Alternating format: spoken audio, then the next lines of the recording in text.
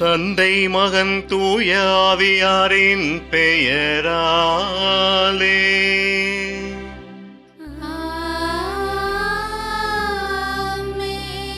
நம் ஆண்டவராகிய இயேசு கிறிஸ்துவின் அருளும் கடவுளின் அன்பும் தூய ஆவியாரின் நட்புறவும் உங்கள் அனைவரோடும் இருப்பதாக.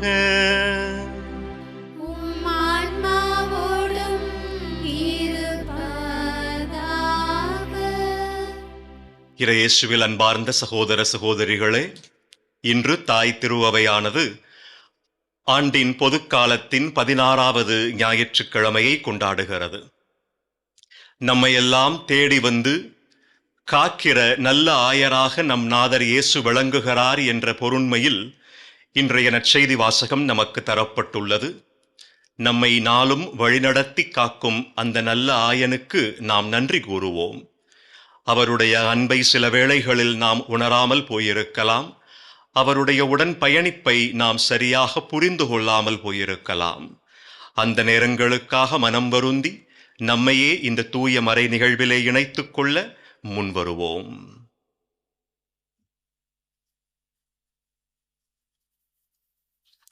எல்லாம் வல்ல இறைவனிடமும் சகோதர சகோதரிகளே உங்களிடமும் நான் பாவியென்று ஏற்றுக்கொள்கிறேன்.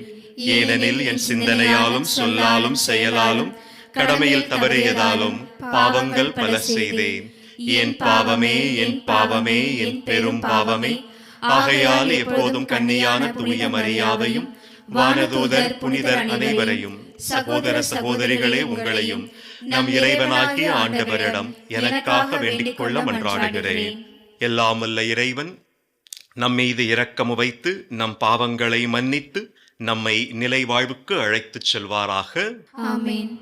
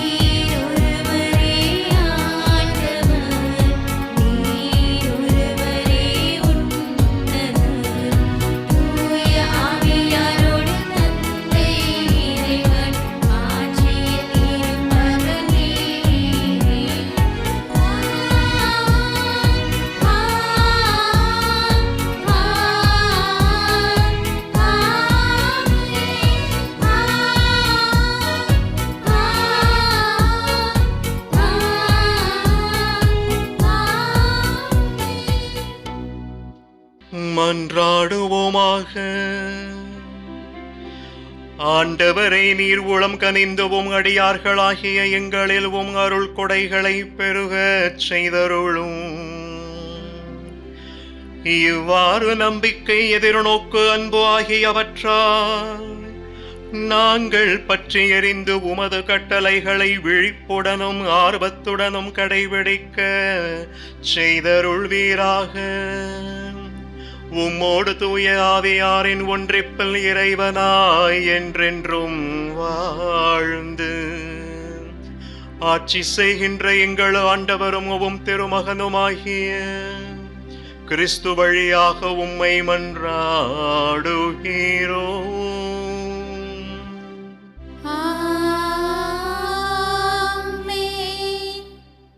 முதல் வாசகம்.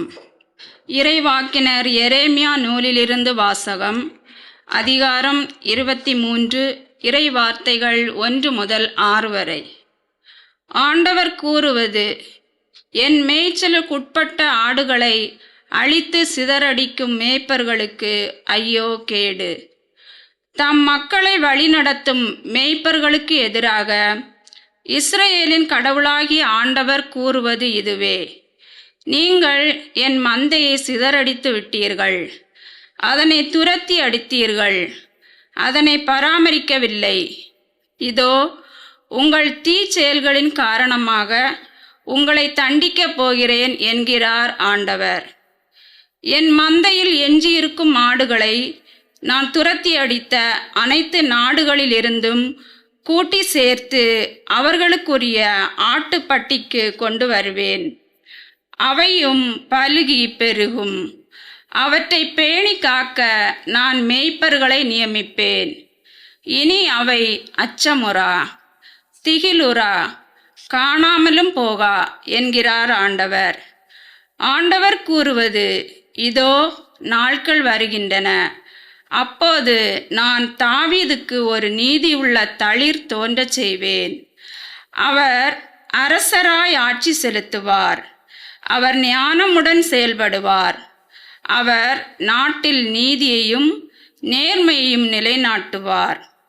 அவர் தம் நாட்களில் யூதா விடுதலை பெறும், இஸ்ரவேல் பாதுகாப்புடன் வாழும். யாவே சித்கேனு, ஆண்டவரே நமது நீதி என்னும் பெயரால் இந்நகர் அழைக்கப்படும். ஆண்டவரின் அருள்வாக்கு.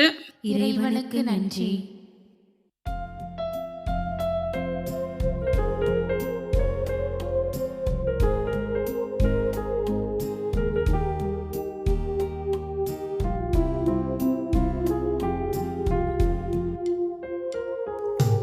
ஆண்டவரே என் நாயர், எனக்கேதும் குறையில்லை.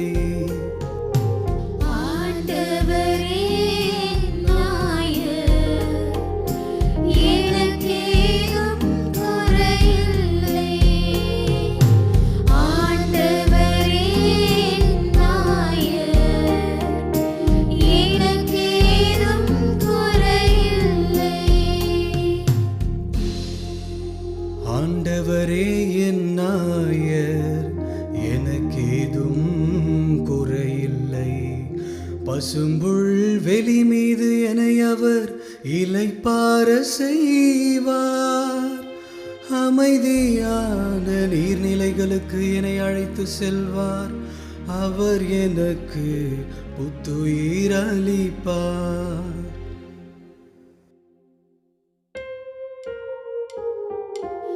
ஆண்டவரே என் நாயர், எனக்கேதும் குறையில்லை. ஆண்டவரே என் நாயர், எனக்கேதும் குறையில்லை. தம் பெயர்க்கேற்ப என்னை நீதி வழி நடத்திடுவார். சாவின் இருள் சூழ் பள்ளத்தாக்கில் நான் நடக்க நேர்ந்தாலும் நீர் என்னோடு இருப்பதால் எத்தீங்கிற்கும் அஞ்சிடேன். உம் கோலும் நெடுங்கழியும் என்னை தேற்றும்.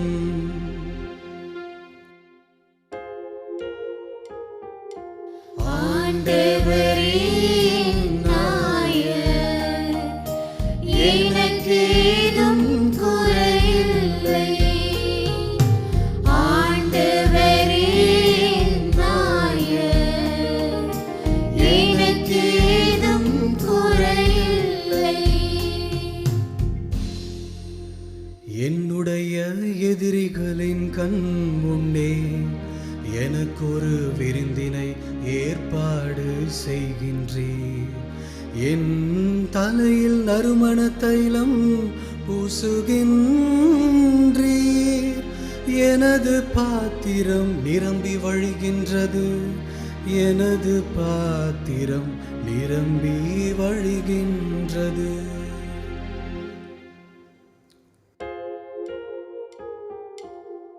ஆண்டவரே நாயர், எனக்கேதும் குறையில்லை.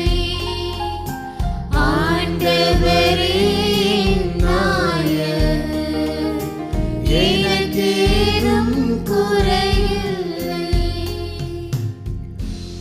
உண்மையாகவே என் வாழ்நாள் எல்லாம்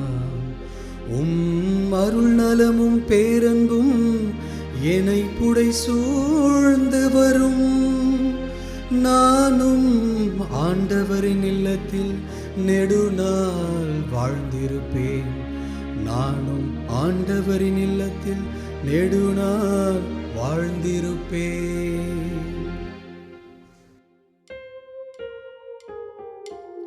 ஆண்டவரே நாயர், எனக்கேதும் குறையில்லை.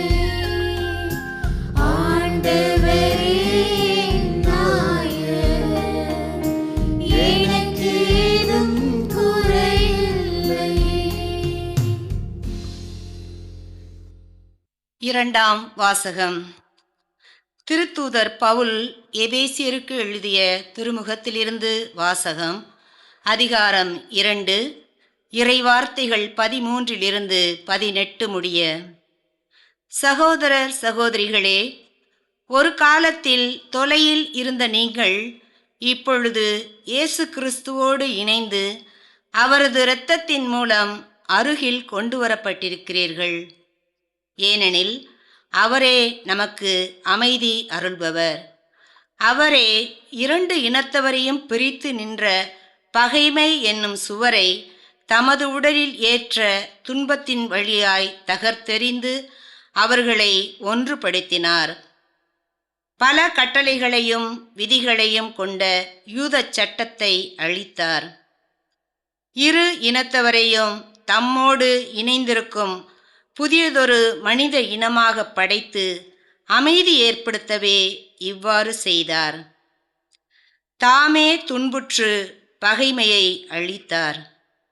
சிலுவையின் வழியாக 2 இனத்தவரையும் ஓருடலாக்கி கடவுளோடு ஒப்புரவாக்க இப்படி செய்தார்.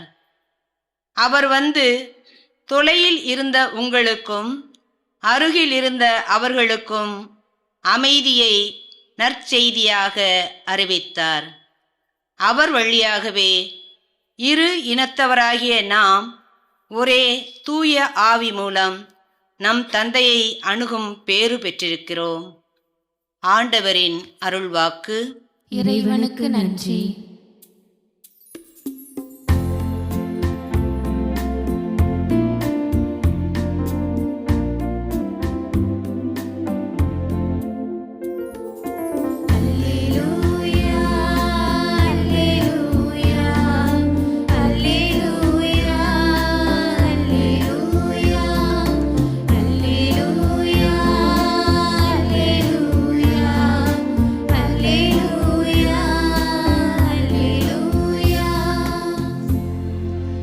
என் நாடுகள் எனது குரலுக்கு செவி சாய்க்கின்றன.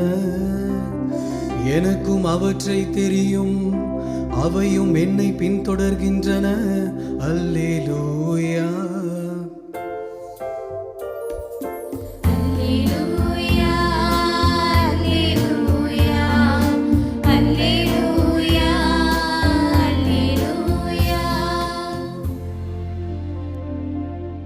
ஆண்டவர் உங்களோடு இருப்பாராக.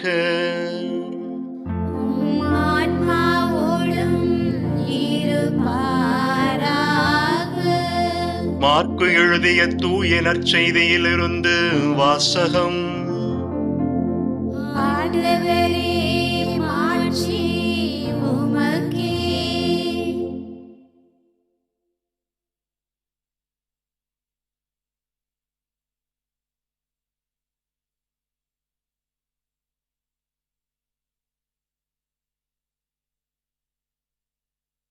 அதிகாரம் 6. உயிருள்ள இறை சொற்றொடர்கள் 30 முதல் 34 முடிய. அக்காலத்தில் திருத்தூதர்கள் இயேசுவிடம் வந்து கூடி தாங்கள் செய்தவை கற்பித்தவையெல்லாம் அவருக்கு தெரிவித்தார்கள். அவர் அவர்களிடம், நீங்கள் பாலை நிலத்தில் உள்ள தனிமையான ஓர் இடத்திற்கு சென்று சற்று ஓய்வெடுங்கள் என்றார். ஏனெனில் பலர் வருவதும் போவதுமாயிருந்ததால் உண்பதற்கு கூட அவர்களுக்கு நேரம் கிடைக்கவில்லை. அவ்வாறே அவர்கள் படகேறி பாலை நிலத்தில் உள்ள தனிமையான ஓர் இடத்திற்கு சென்றார்கள்.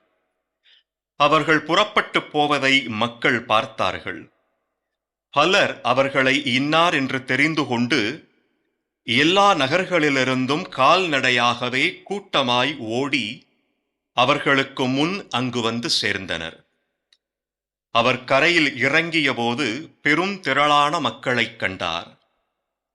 அவர்கள் ஆயரெல்லா ஆடுகளைப் போல் இருந்ததால் அவர்கள் மீது பரிவு கொண்டு அவர்களுக்கு பலவற்றை கற்பித்தார்.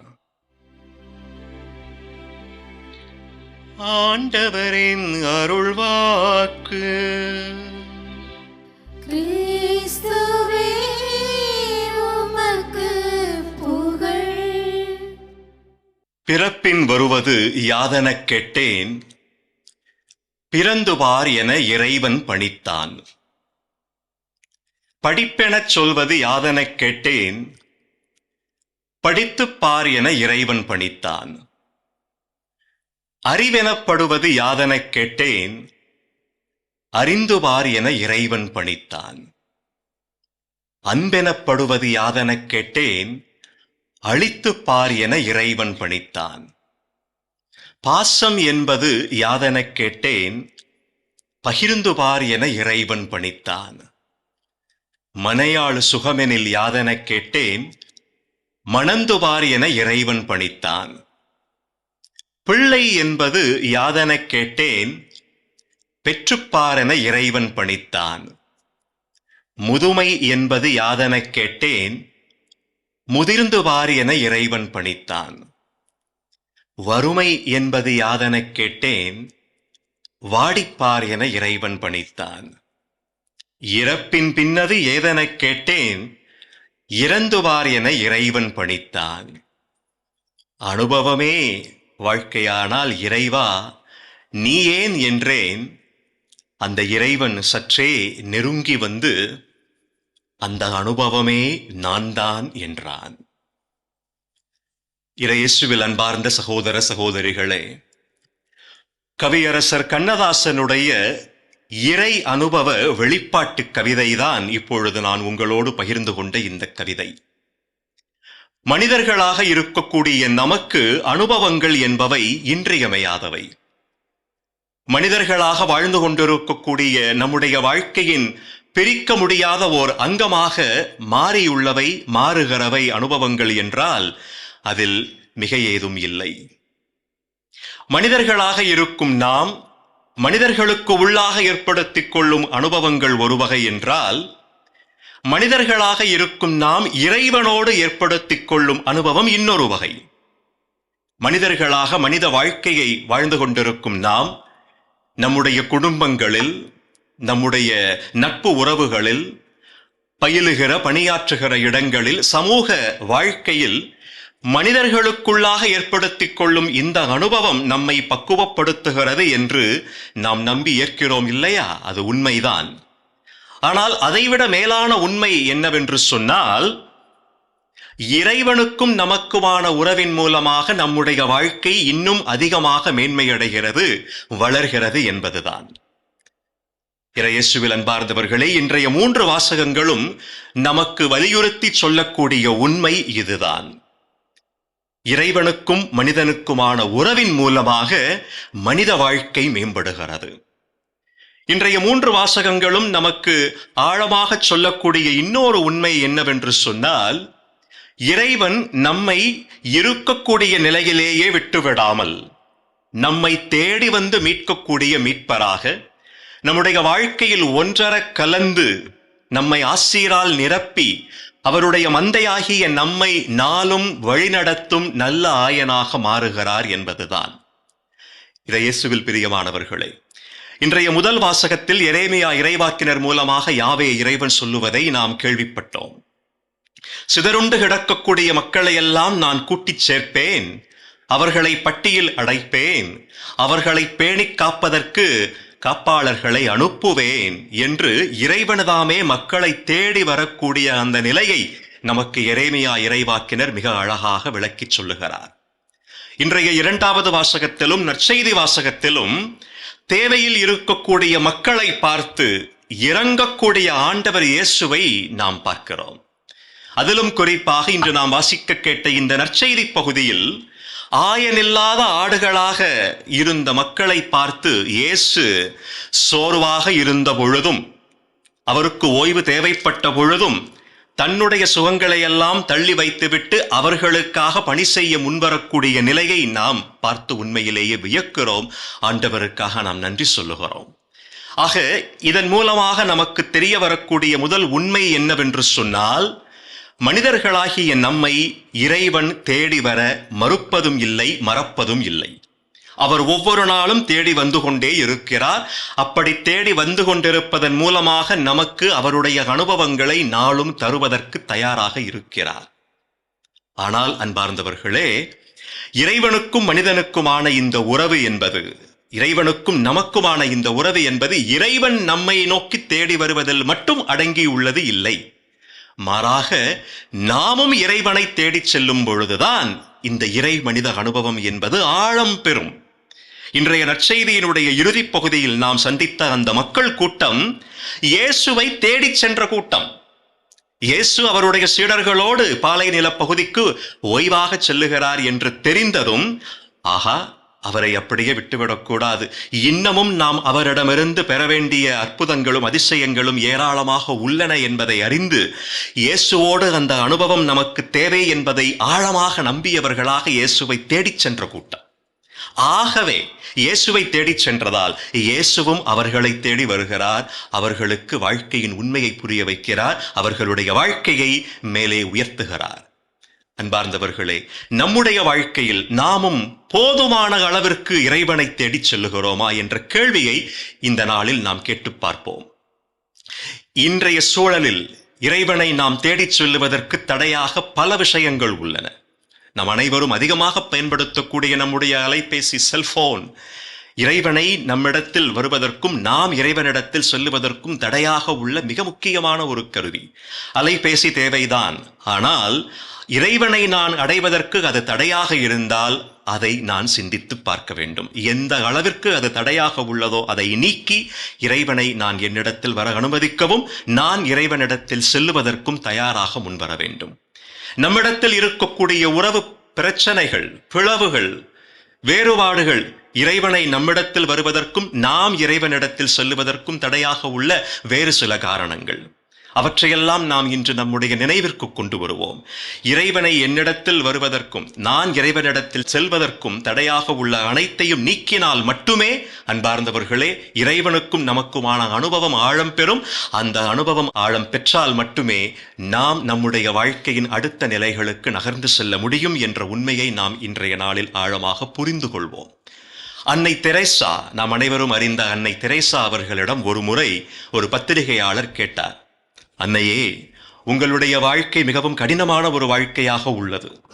நீங்கள் காலை முதல் இரவு வரையிலும் அனாதை குழந்தைகளுக்காக, கைவிடப்பட்ட பெண்களுக்காக, சாலைகளில் தூக்கி எறியப்பட்ட நோயாளிகளுக்காக என்று உங்களுடைய வாழ்க்கையை நீங்கள் அர்ப்பணிக்கிறீர்கள். நீங்களும் உங்களுடைய சகோதரிகளும் பல மணி நேரங்களை இந்த மக்களை கவனிப்பதற்காக செலவிடுகிறீர்கள். உங்களுக்கு சோர்வாக ஆகவில்லையா? உங்களுக்கு களைப்பாக தோன்றவில்லையா? இந்த வேலைகளை எல்லாம் நீங்கள் செய்வதற்கு எங்கிருந்து உங்களுக்கு சக்தி வருகிறது என்று அன்னையிடம் அந்த பத்திரிகையாளர் கேட்டபொழுது அன்னை ஒரு சிறிய புன்முறுவலோடு சொன்னார், இந்த பணிகளையெல்லாம் நானும் என்னுடைய சகோதரிகளும் ஆற்றுவதற்கு தேவையான சக்தி நற்கருணை பேழையில் உள்ள நற்கருணை நாதரிடமிருந்து வருகிறது. நாங்கள் அவரை தேடிச் செல்லுவதை மறப்பதே கிடையாது. எங்களுடைய இத்தனை கடினமான பணிகளுக்கு மத்தியிலும் எங்களுடைய சபையின் ஒரு விதி என்னவென்று சொன்னால், ஒவ்வொரு நாள் மாலையும் 1 மணி நேரம் நற்கருணை நாதர் முன்பாக செல்ல வேண்டும், அவரை தேட வேண்டும். அவரை தேடிச் செல்ல செல்ல அவர் நம்மோடு நெருங்கி வர வர அதனால் ஏற்படக்கூடிய அந்த அனுபவத்தில் இருந்து முகிழ்ப்பதுதான் எங்களுடைய இந்த கருணை பணி என்று சொன்னார். அன்பார்ந்தவர்களே, நாமும் நம்முடைய வாழ்க்கையில் ஆண்டவரை நாளும் தேடிச் செல்லுவோம், அவர் நம்மை தேடி வருவதையும் உணர்வோம். இந்த இரண்டும் சரிசமமாக நடக்கும் பொழுது நிச்சயமாக இறைவனுடைய ஆசிரால் நம் அனைவருடைய வாழ்க்கையும் மேன்மை பெறும். அவருடைய புகழுக்காக அத்தகைய ஒரு வாழ்க்கையை நாம் அனைவரும் பரிசாக்கிக் கொள்வோம். இறைவன் நம்மையும் நம்முடைய குடும்பங்களையும் நிறைவாக இன்றும் என்றும் ஆசீர்வதிப்பாராக. ஆமென். அனைவரும் நம்முடைய நம்பிக்கையை பாடலாக அறிக்கையிடுவோம்.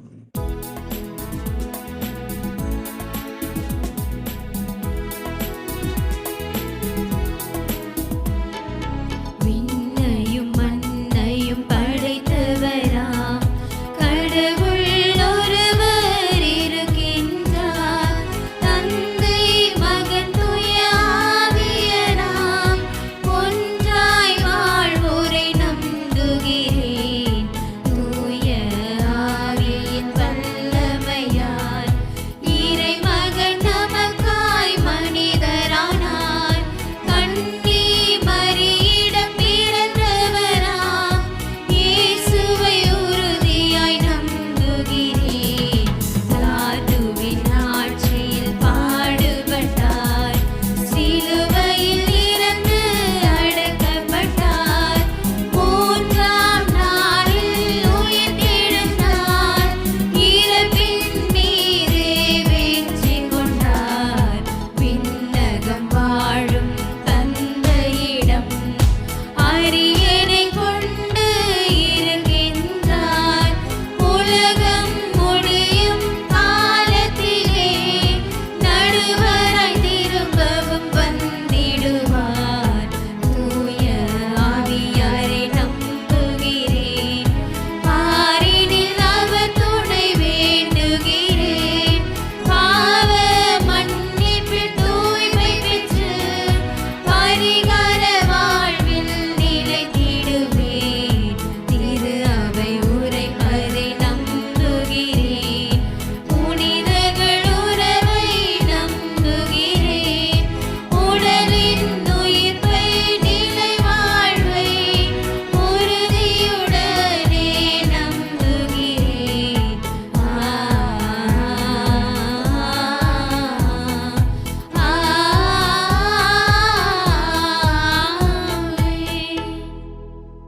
நம்மை நாளும் தேடி வந்து அவருடைய இறை அனுபவத்தால் நிரப்புவதற்காக வருகின்ற நம்முடைய நாயகன் மீது, நம்முடைய தலைவன் இயேசுவின் மீது நம்பிக்கை கொண்ட மக்களாக நம்முடைய மன்றாட்டுகளை வேண்டுதல்களாக அவர் பாதம் சமர்ப்பிப்போம்.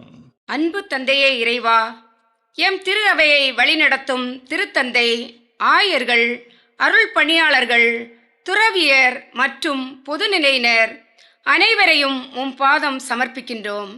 இவர்கள் அனைவரும் தங்களிடம் ஒப்படைக்கப்பட்ட மக்களை பரி உள்ளத்துடன் வழிநடத்திடவும், உமது கட்டளைகளை நாளும் கடைபிடித்து உமது வார்த்தைக்கு கீழ்ப்படிந்து தங்கள் வாழ்வை அமைத்துக் கொள்ளவும் அருள் புரிய வேண்டும் என்று ஆண்டவரே உம்மை மன்றாடுகிறோம். ஆண்டவரே, எங்கள் மன்றாட்டை கேட்டருளும். வாழ்வளிக்கும் வள்ளலே இறைவா, எம் நாட்டு தலைவர்களை உம் பாதம் சமர்ப்பிக்கின்றோம். இவர்கள் தங்களுக்கு கொடுக்கப்பட்டுள்ள அதிகாரத்தை மக்களின் நல்வாழ்விற்காக பயன்படுத்திடவும், நாட்டின் வளர்ச்சிக்காக உழைக்கும் தாராள உள்ளத்தையும் தந்து வழிநடத்திடவும் அருள் தர வேண்டும் என்று ஆண்டவரே உம்மை மன்றாடுகிறோம். ஆண்டவரே, எங்கள் மன்றாட்டை கேட்டருளும். நன்மைகளின் நாயகனே இறைவா, நாங்கள் ஒவ்வொருவரும் வாழ்க்கையில் கவனிப்பாரற்று பரிவு காட்ட ஆளின்றி தனிமையிலே வாடும் மக்களை கண்டு கொண்டு அவர்களிடத்தில் பரிவும் இரக்கமும் அக்கறையும் கொண்டு வாழவும் அதன் மூலம் உமது மீட்பில் பங்கு பெறவும் அருள் தர வேண்டும் என்று ஆண்டவரே உம்மை மன்றாடுகிறோம். ஆண்டவரே, எங்கள் மன்றாட்டை கேட்டருளும். ஆறுதலின் தெய்வமே இறைவா, உலகில் உள்ள அனைத்து நோயாளிகளுக்காகவும் சிறப்பாக ஜெபிக்கின்றோம். இவர்கள் அனைவரும் உமது வல்லமையை நிறைவாக பெற்று நற்சுகத்துடன் வாழ்ந்திடவும் மனக்கவலையால் வருந்துவோருக்கு ஆறுதலும் சுகமும் தந்து வழி நடத்திடவும் அருள் புரிய வேண்டும் என்று ஆண்டவரே உம்மை மன்றாடுகிறோம். ஆண்டவரே, எங்கள் மன்றாட்டை கேட்டருளும். ஆறுதலின் தேவனே இறைவா, மாதா தொலைக்காட்சி என்னும் ஊடகம் வழியாக இல்லந்தோறும் இறையாட்சியை கட்டி எழுப்பிக் கொண்டிருக்கும் ஆயர்கள், அருள் பணியாளர்கள், இருபால் துறவியர், இறை மக்கள், நன்கொடையாளர்கள், ஜெப வீரர்கள் அனைவருக்காகவும் உம்மிடம் சிறப்பாக ஜெபிக்கின்றோம். இவர்கள் அனைவரும் மற்றவர்கள் மட்டில் இரக்கங்கொண்டு வாழவும் இறையாட்சியின் விழுமியங்களை வாழ்வாக்கிடவும் அருள் புரிய வேண்டும் என்று ஆண்டவரே உம்மை மன்றாடுகிறோம். ஆண்டவரே, எங்கள் மன்றாட்டை கேட்டருளும். நம்முடைய தனிப்பட்ட கருத்துகளுக்காக சில மணித்துளிகள் அமைதியில் ஆண்டவரிடம் மன்றாடுவோம்.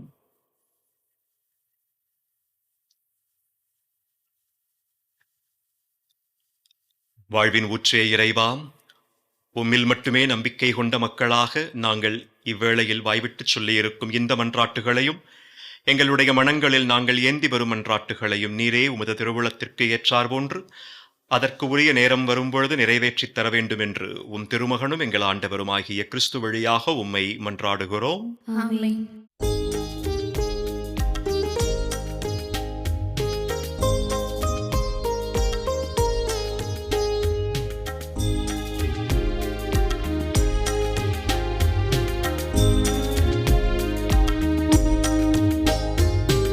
இதயம் பாடும் இனிய பாடல் இறைவா உமக்காக. இதத்தில் காணும் படைப்பு யாவும் இறைவா எனக்காக. நினைத்தே நான் தர அனைத்தும் உந்தன் காணிக்கை. நினைத்தே நான் தர அனைத்தும் உந்தன் காணிக்கை. என் இதயம் பாடும் இனிய பாடல் இறைவா உனக்காக.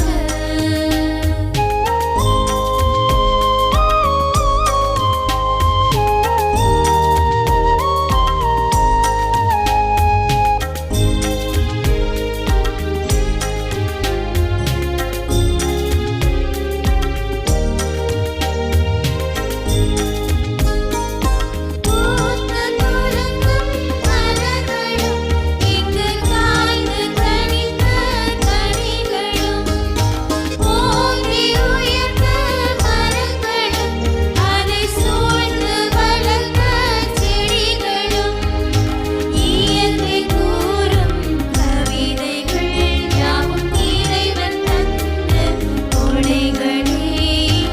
இயற்கை கூறும் கவிதைகள் யாவும் இறைவன் தந்த கொடைகளே. நினைத்தே நான் தர அனைத்தும் உந்தன் காணிக்கை. நினைத்தே நான் தர அனைத்தும் உந்தன் காணிக்கை. சகோதர சகோதரிகளே, என்னுடையதும் உங்களுடையதுமான இப்பலி நம் இறைவனாகிய ஆண்டவருக்கு ஏற்றதாகும்படி மன்றாடுங்கள். ஆண்டவர் தமது பெயரின் புகழ்ச்சிக்காகவும் மாட்சிக்காகவும் நமது நன்மைக்காகவும் புனித திரு அவை அனைத்து நலனுக்காகவும் உமது கையிலிருந்து இப்பலியை ஏற்றுக்கொள்வாராக. இறைவா, பழைய ஏற்பாட்டு பல்வேறு பலிகளும் திருமகனின் நிறைவான ஒரே பலியில் முழுமை பெறச் செய்தீரே. ஆபேலின் காணிக்கைகள் மீது ஆசி வழங்கி புனிதப்படுத்தியது போல உமது மாட்சியின் மேன்மைக்காக இறைப்பற்றுள்ளவும் அடியார்கள் ஒவ்வொருவரும் செலுத்தும் பலியை ஏற்று அது அனைவரின் மீட்பிற்கும் பயன்பட செய்தருள்வீராக. எங்கள் ஆண்டவராகிய கிறிஸ்து வழியாக உம்மை மன்றாடுகிறோ.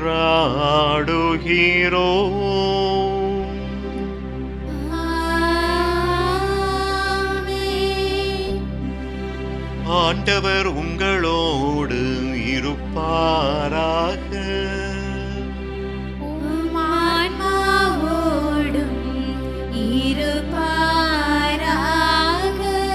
இதயங்களை மேலே எழுப்புங்கள்.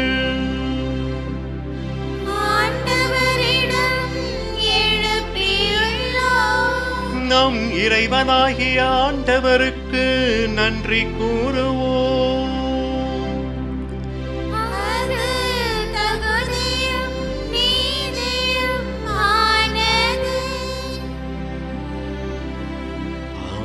ஆண்டவரே,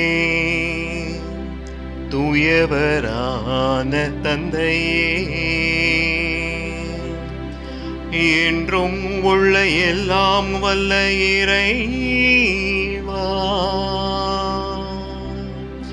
எங்கள் ஆண்டவராகிய கிறிஸ்து வழியாக எந்நாளும் எவ்விடத்திலும் நாங்கள் உமக்கு நன்றி செலுத்துவது மெய்யாகவே தகுதியும் நீதியுமாகும். எங்கள் கடமையும் மீட்பிற்குரிய செயலுமாகும்.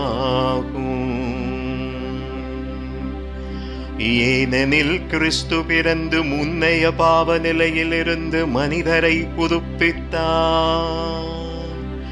சிலுவையில் பாடுபட்டு எங்கள் பாவங்களை அழித்தார்.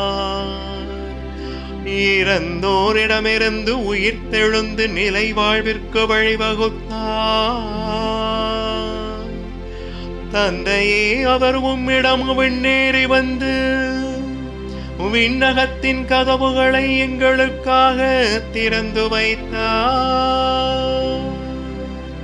ஆகவே வானதூதர்கணிகளோடும் புனிதரின் பெருந்திரளோடும் நாங்களும் ஒன்று சேர்ந்து உமக்கு புகழ்ச்சி பண்ணிசைத்து முடிவின்றி அக்களித்து பாடுவதாவது: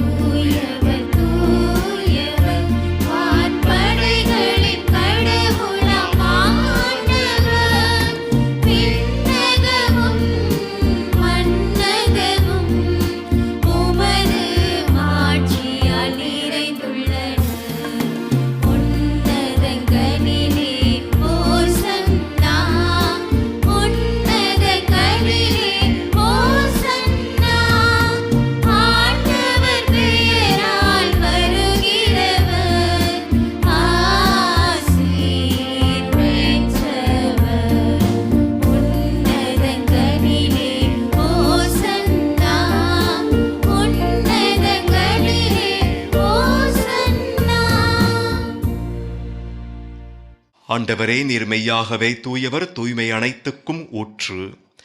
ஆகவே உம்முடைய ஆவியை பொழிந்து இக்காணிக்கைகளை தூய்மைப்படுத்த உம்மை வேண்டுகின்றோம். இவ்வாறு எங்கள் ஆண்டவர் இயேசு கிறிஸ்துவின் உடலாகவும் இரத்தமாகவும் இவை மாறுவனவாக. அவர் பாடுபட உளம் கனிந்து தம்மை கையளித்த போது அப்பத்தை எடுத்து நன்றி செலுத்தி அதை பிட்டு தம் சீடர்களுக்கு அளித்து கூறியதாவது: அனைவரும் இதிலிருந்து பெற்று உண்ணுங்கள், ஏனெனில் இது உங்களுக்காக கையளிக்கப்படும் என் உடல்.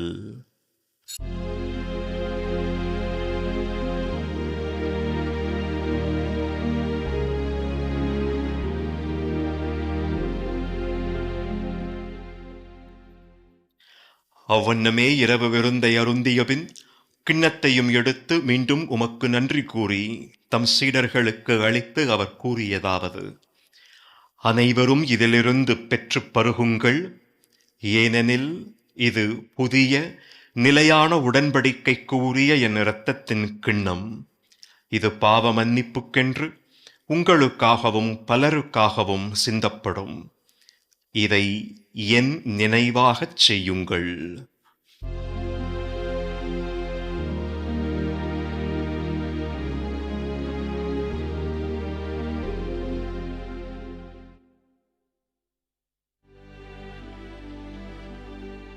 நம்பிக்கையின் மறைபொருள். ஆண்டவரே, நீர் வருமளவும் உமது இறப்பினை அறிக்கையிடுகின்றோம். உமது உயிர்ப்பினையும் எடுத்துரைக்கின்றோம். ஆகவே ஆண்டவரை, நாங்கள் கிறிஸ்துவின் இறப்பினையும் உயிர்ப்பினையும் நினைவு கூர்ந்து வாழ்வு தரும் அப்பத்தையும் மீட்பளிக்கும் கிண்ணத்தையும் உமக்கு ஒப்புக் கொடுக்கின்றோம். உம் திருமுன் நின்று உமக்கு ஊழியம் புரிய தகுந்தவர்கள் என எங்களை ஏற்றுக்கொண்டீர். எனவே உமக்கு நன்றி செலுத்துகின்றோம். மேலும் கிறிஸ்துவின் உடலிலும் இரத்தத்திலும் பங்கு கொள்ளும் எங்களை தூய ஆவியார் ஒன்று சேர்க்க வேண்டும் என உம்மை தாழ்மையுடன் மன்றாடுகின்றோம். ஆண்டவரே, உலகெங்கும் பரவியிருக்கும் உமது திரு அவையை நினைவு கூர்ந்தருளும். எங்கள் திருத்தந்தை பிரான்சிஸ், எங்கள் பேராயர் ஜார்ஜ் ஆண்டனி சாமி, எல்லா திருநிலையினராகிய அனைவரோடும் உமது திரு அவை அன்பில் நிறைவு பெறச் செய்தருளும். மேலும் உயிர்த்தெழும் எதிர்நோக்குடன் துயில் கொள்ளும் எங்கள் சகோதரர் சகோதரிகளையும் இறந்தோர் அனைவரையும் இரக்கத்துடன் நினைவு கூர்ந்து உமது திருமுக ஒளியினுள் ஏற்றருளும். எங்கள் அனைவர் மீதும் இரக்கமாயிரும்.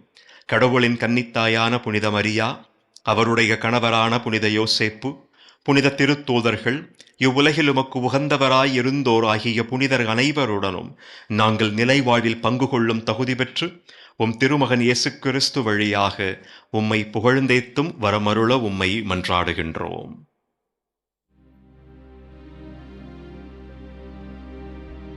இவர் வழியாக, இவரோடு, இவரில் எல்லாம் வல்ல இறைவனாகிய தந்தையே,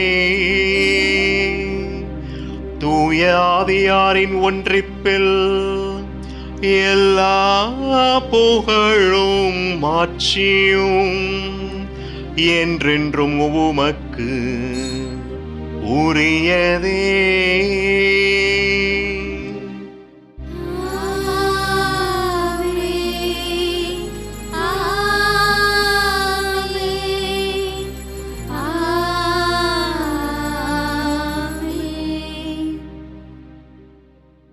மீட்பரின் கட்டளையால் கற்பிக்கப்பட்டு இறை படிப்பினையால் பயிற்சி பெற்ற நாம் துணிந்து பாடுவோம்.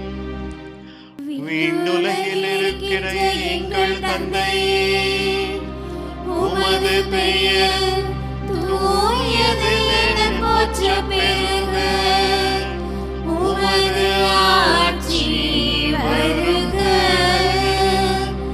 உமது திருவுளம் விண்ணுலகில் நிறைவேறுவது போல மண்ணுலகிலும் நிறைவேறுக.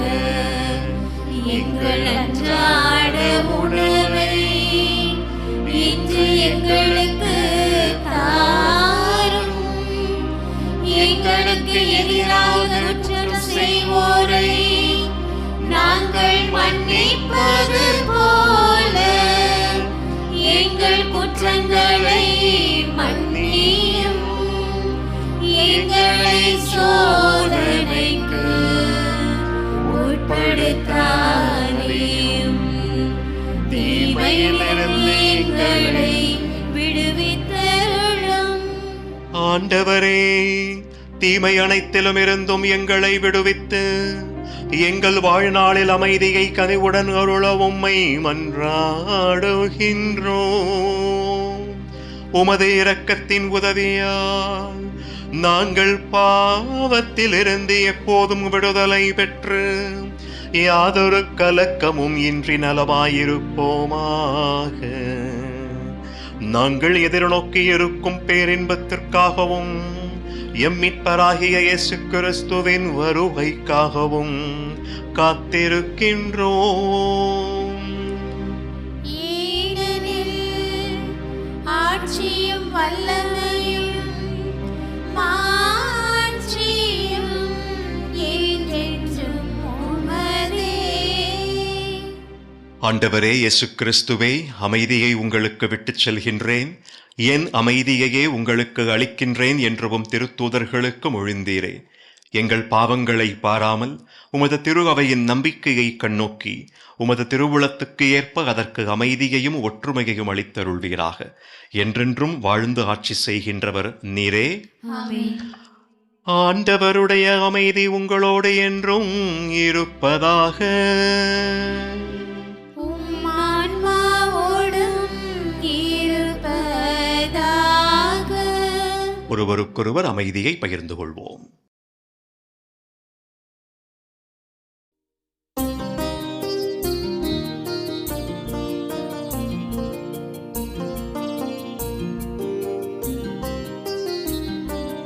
உலகின் பாவம் போக்கும் இறைவனின் செம்மறியே,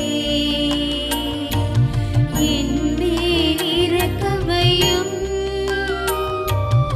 உலகின் பாவம் போக்கும் இறைவனின் செம்மறியே, என்மேல் இரக்கமையும். உலகின் பாவம் போக்கும் இறைவனின் செம்மறியே, எமக்கு அமைதி அருளும், எமக்கு அமைதி அருளும். இதோ இறைவனின் செம்மறி, இவரே உலகின் பாவங்களை போக்குகிறவர். செம்மறியின் விருந்துக்கு அழைக்கப்பட்டோர் பேறு பெற்றோர். ஆண்டவரே, நீர் என்னிடத்தில் எழுந்தருள நான் தகுதியற்றவள். ஆனால் ஒரு வார்த்தை மட்டும் சொல்லியருளும், எனது ஆன்மா நலமடையும்.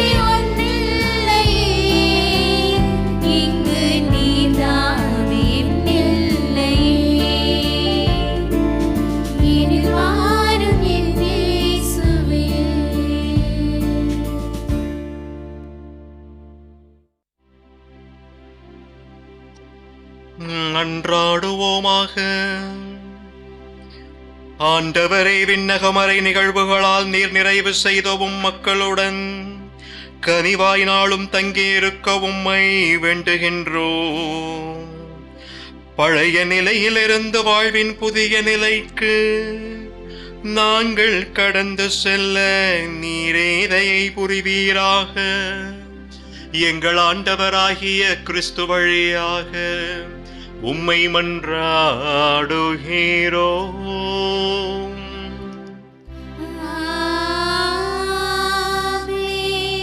ஆண்டவர் உங்களோடு இருப்பாராக.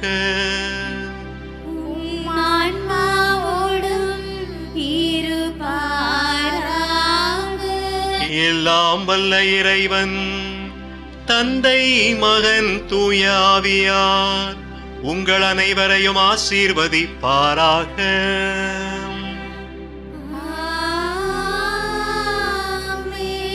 சென்று வாருங்கள், திருப்பலி முடிந்தது.